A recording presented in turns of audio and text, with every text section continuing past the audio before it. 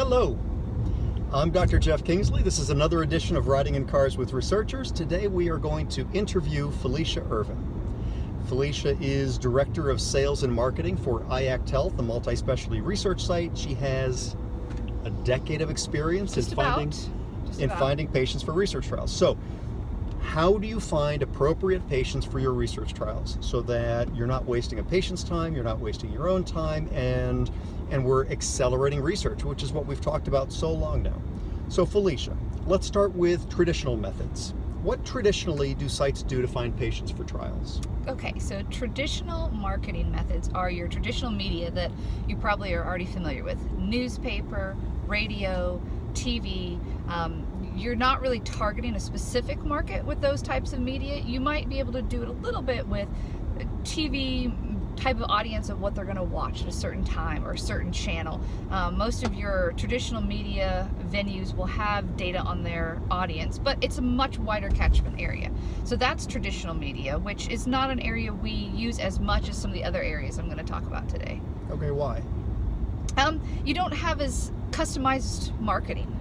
As technology's gotten more and more prevalent and we're able to track pretty much what everybody does with your cell phone, with all your browsing history and internet, you're able to create a more targeted marketing campaign by using different types of marketing such as social media, which is the one I'm going to talk about next. Got it. Social media is a little different than traditional media. With social media, you can create a marketing campaign that is going to focus in directly on the type of person that you're looking for, the person that might fit this clinical research trial. So with social media, you have Facebook, Instagram, LinkedIn. Those are some of the bigger ones that we use often. And on each of the social media platforms, you put in a lot of user data as a social media user. They know where you live, what your likes or dislikes are, what often you're searching for in your browser history. You, I'm sure, have seen it if you searched on, when you're on Facebook, you see the ad for whatever you looked at yesterday that you're going to buy on Amazon. So that's where you come into that targeted marketing. We can put that ad out there for somebody that says, hey, I have COPD, I've just been diagnosed, I want to find out more information. They might start surfing the web, looking for information on COPD, and then lo and behold, they see our ad about a COPD trial.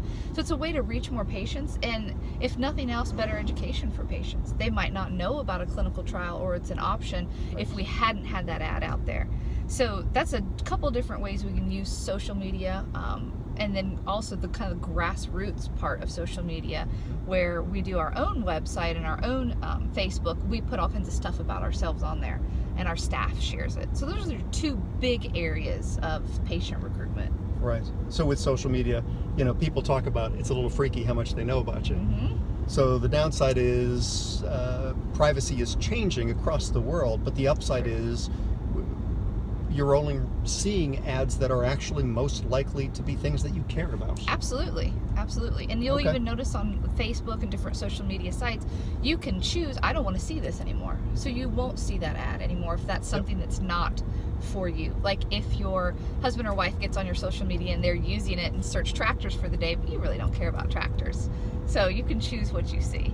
Got it. Okay, so teach me something else. How else do you find patients for trials? Okay, another cool way for targeted marketing is something called geofencing.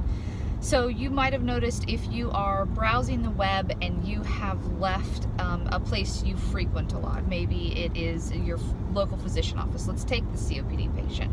Maybe they're leaving their physician office, and geofencing is focused on an area. So think about drawing a fence around a location. All the technology we have with satellites and everybody carrying a cell phone, there's certain data that can be captured about what areas you travel in. So we might have an ad on a website pop up that talks about COPD around a pulmonary practice, because we know those patients are going to be there. A lot of marketers will use it to say maybe they're going to put an ad about children's swim classes around a children's gym. When parents are around that gym, they're going to surf the website, and they're going to, not a specific website, but surf the internet, and they'll see that ad around that area. So that's a basic idea of how geofencing works, and we use that also with some of our media. That's wild. How tight a radius can you get?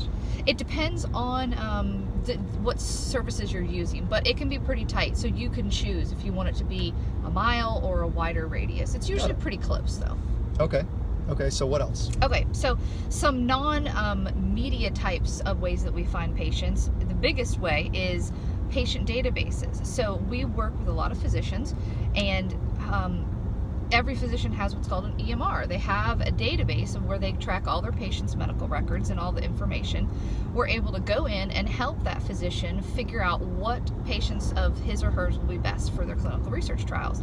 Rather than it going off the physician memory, we can go into their database, put a few keywords in there or criteria. Maybe we're looking at a certain age range, a certain disease state, and then we'll pull out a list that gives us names of patients. That physician can then look at that list, decide yes, no, these patients are going to be appropriate for the clinical trial, and then we can get them more information, whether that's we give them a phone call or we send them something in the mail. So is that the most accurate way to find patients? It's pretty accurate. I don't know if there's the most accurate way, Okay.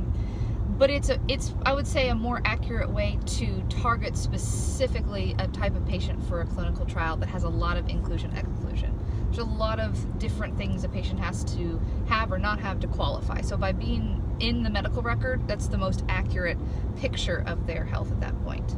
Like patients that need a specific lab. Mm-hmm. Okay. Mm-hmm. So what else do you have up your sleeve? So there's a few other things that we'll do. So physicians themselves can refer at any time. That is a pretty accurate way. If the physician is in the office with the patient, already reviewing their charts and say, you look like you fit for a clinical trial, all the physicians know how to contact us and send a patient over. Contact their coordinator or call our office. A couple other ways that we found helpful for studies that can be pretty tricky when it's based on a lab result or a medication the patient has to be on. Mm-hmm. We've had great help through the different labs that are associated with our clinical sites, looking at the pharmacy records that are associated with the site to see, this patient is on this medicine. This trial, an example, might pay for that medicine. So instead of, patient having to pay for it, we can put them in a clinical trial and get that medication paid for. So that's been a big help. I just spoke to a woman an hour ago on a research trial where the medication costs $500,000 a year. Oh my. And the patient will get a $500,000 a year of free medication in this Wow. research trial. Did she hug you? Insane. Okay, so you've already mentioned, 8, 9 different methods for getting patients in trials. Is there more? I would say the last one I'll mention is community events. So in each community that we are located in, we want to make sure that we're doing plenty of outreach to make sure that patients know we're out there. Physicians know that clinical research is a treatment option in their community. So we try to make sure that we represent ourselves at different health fairs, maybe 5Ks or anything in the community where they're trying to do outreach that's got a health focus. Okay. Do you have a favorite? If you're trying to promote a trial, do you pick one? No, because then you're not going to reach your whole audience. We never want to leave anybody out. So it will depend on the trial. Some trials wouldn't be appropriate for some types of advertising, but we try to use every type of advertising that we can for every trial so we reach as many patients as possible. Awesome. Okay. Any last bit of advice? My advice would be a medical hero. So the biggest challenge of clinical research is finding patients to participate. So help us be a participant and be a medical hero. Awesome. So revolutionizing research. We've talked about how slow it is and enrollment timelines go over. So look at this armamentarium. Use all of these different methods to find patients for your trials. Great advice. Thank you very much. You're welcome. Take care, everyone. Thanks.